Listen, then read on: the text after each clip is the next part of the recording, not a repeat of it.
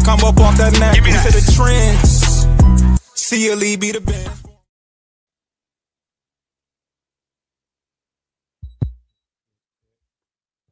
Check. Think we good now. We back with another episode of Corner to Copa. It's been quiet on the free agent front for the Detroit Tigers. We made a couple moves, but still a lot of talent out there left in the free agency for a lot of teams to work through. The Tigers usually do most of their damage after before the new year, around Christmas time and before that time. But hopefully that trend will change. And I was just kind of bored trying to think of how else the team can improve, how we can put our best foot forward in this year. That is the expiring contract of Tarek Skubal. So a name that I have seen thrown out there a little bit is a guy that is a former All-Star, a frontline starter for the Arizona Diamondbacks, who's now a free agent, and he goes by the name of Zach Gallen. And I think, just the Tigers. The one thing that the Tigers, Ken Lee Jansen talked about it. We were just a pitcher or two short. We had a lot of injuries and we fell apart and we just ran out of arms. This is a player that has some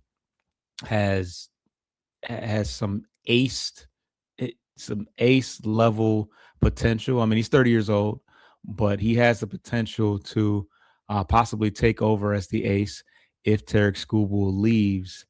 And I think he would completely round out our pitching rotation.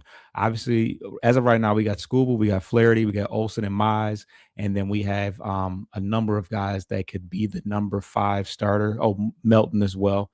But we don't know, as far as Flaherty is concerned, he's coming off a rough year. He opted into his contract because he knew that he could not get $20 million anywhere else. So we really don't know what to make of that, although I think he's projected to have the highest WAR amongst starting pitching outside of Tarek Skubal. But outside of that, Mize had a pretty good year, but tough to say whether or not he can duplicate that. And Reese Olson has been hurt every year. Melton is another guy that has the potential to be a high end rotational guy, but he will be coming into his first full year of action. And Olsen has yet to pitch a full year. So a guy like Zach Gallen, especially at the price that you might get him, would be a nice guy to take over, especially if we end up trading Skubal at the deadline or just lose him for nothing, which would be unfortunate. But that's also something that we could be faced with. So let's pull up Zach Gallen's Savant page here. This guy is an innings eater. He was an all-star in 2023, and his probably his best year was in 2022, where he was a 5 wins above replacement, a 5 WAR player. Now, the projected salary that we would be getting Zach Gallen at would be he would be making on a short-term deal. He'd be making anywhere from $20 to $27 million. And I think they said, 2 years, $45 to $54 million on the short term, well, with a potential opt-out. Now, the opt-out would likely be because he's coming off a rough year. As you can see, he's not a savant darling in this past year. He was a guy that could have possibly been dangled in free agency or in at the deadline, but they chose not to do that. But yeah, he's not coming off a great year. The whiff rate, the K rate that he had in years past did not come through in this past year. But he kept the ball on the ground, and that extension at 6'2" made that fastball play up a little bit better. He's an innings eater, though. 33 appearances in 2025, 28 in 2024, 34 in 2023. So he hasn't really dealt with the injuries too bad. He's got a wide, a wide pitch mix, but he got beat up pretty good. He still had one was in the teens in the last 3 years. 13 wins, 14 wins, 17 wins, and I want to say he was in the teens prior to that as well. Like I said, 23 in 2023, he was an all-star. In 2022, he was a 5 wins above a replacement player. So this is a consistent player who eats a lot of innings, is going to win you some games, but he had a pretty rough year last year. I think everybody on Arizona, pitching wise, struggled last year. Obviously, the bats were pretty good. They had Naylor, they had Suarez, they had some guys. Oh, and then Paradomo. They had a lot of guys that hit very well. They scored a ton of runs, but the pitching just did not show up for him. His ERA was 4.83. He was probably the benefit of the fact that they did score a lot of runs for him. But so yeah, this is a guy that you can get in the short term to be a high end starter, and his hopes would be that he can have a good season wherever he goes, opt out, and get the big bucks, because that's kind of where his potential lands him at the age of 30, where you know he's he's got to get to a bag soon. He didn't play well in his contract year, but I think he can still get it. Now let's look back at the his savant the advanced analytics from the year prior. As you can see, the K rate was much higher. The ground ball and extension consistent there.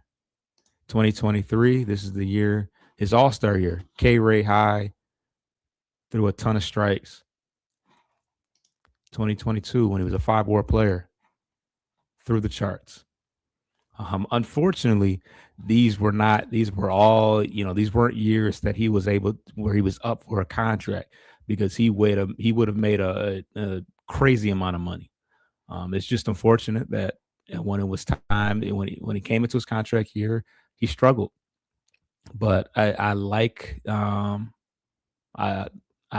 he would play um, as a Detroit. I like the potential of having him as a Detroit Tiger, in the fact that with us having so many durability issues outside of Flaherty and Scooble, he would give us some stability for sure. He's a veteran guy. He's got experience. The Diamondbacks won the World Series a couple years ago, and I would have to assume that he was a good instrumental part of that. But look at that. 210 innings pitched in 2023, 17-9 season, sub 4 ERA. Super solid.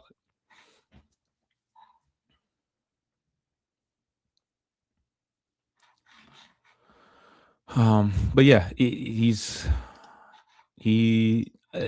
it's a guy that I'm seeing his name is floating around a little bit for us. I have no idea if Scott Harris is interested in adding anybody else to the starting pitching staff. With us having a solid five: Scooble, Flaherty, Olson, Mize, and Melton, with Jackson Job waiting in the wings.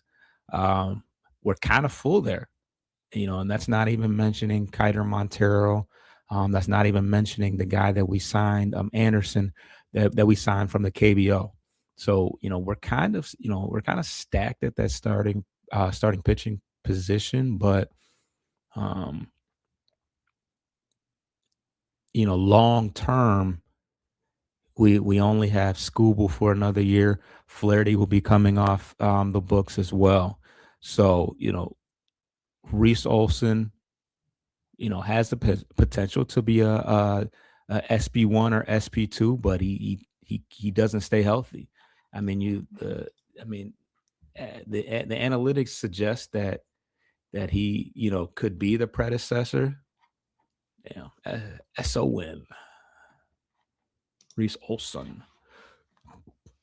Yeah, I mean, yeah, his ERA has been under 4 all every year. Um, chase rate, whiff rate high. He avoids barrels. The potential is there, but he stays on the injury list a lot more than you would like from a starting pitcher. So, but yeah, didn't have a whole lot to say about Zach Gallen. I guess I can share for you right here, which displays.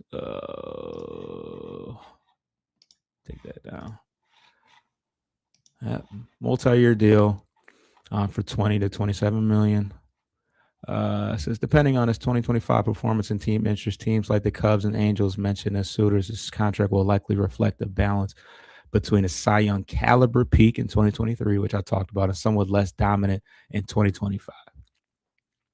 So that's kind of what he's wrestling with.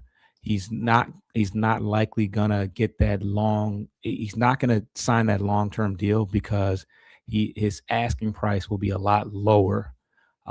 He could ask for a lot more in a short term and hope that a bounce back season in 2026 will yield the top dollar that he probably deserves. So it's a nice buy low candidate for us if we decide, if he decides to opt out and go and get the big bucks. We can always invest, or hopefully we see more potential in Job and Melton and Olsen to invest in our homegrown guys. So, but I like what Gallen can bring to us in the short term, and keeping our floor high and competing in the now. So I'll wrap it up. We'll have a lot more profiles coming up. I still got some more prospects to do, and maybe we'll bring you some more potential free agent profiles as well. Subscribe to the channel. Bleachers to Speakers, Corner to Copa. It's quiet right now, so not much to talk about. Any minute now there could be some more action. We'll just have to wait and see. But it's your boy Foster Child. I'm out. Get your lick back. If a nugget do something, ain't no chit chat. Better stay up out the way, don't get your